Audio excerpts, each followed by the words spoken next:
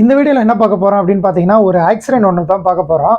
பைபாஸில் வந்து ஒருத்தர் போயிட்டு இருக்காரு. ஆப்போசிட்டில் ஒருத்தவங்க ஹை பீம் போட்டு, அதாவது சுத்தமாக அந்த லைட்டை பார்த்தோன்னா நம்ம ஆப்போசிட்டில் போகும், இந்த கார் போகும்போது சுத்தமாக ஆப்போசிட்டில் ஏத்தப்போல வர வண்டி ஒன்றுமே தெரியல, அந்தளவுக்கு ஹை பீம் போட்டு வராங்க.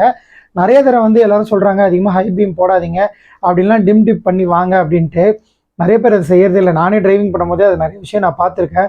சில பேருக்கு வந்து கண்ணு கூசுதுன்னா அவங்க வந்து நமக்கு லைட் ஆஃப் பண்ணி போடுவாங்க. நம்மளும் அந்த மாதிரி பண்ணணும். ஆனால் அதை நிறைய பேர் பண்ணுறதில்ல. இப்போ அதனுடைய விளைவாக என்ன ஆச்சுன்னா, ஆப்போசிட்டில் வந்து அந்த வண்டி பண்ண அந்த ஹை பீம்னால இவர் கண்ணு தெரியாமல் இவருக்கு முன்னாடி போயிட்டு இருந்த பஸ்ஸில் வந்து இவர் இடிச்சிட்டாரு. அதை நீங்களே பாருங்கள்.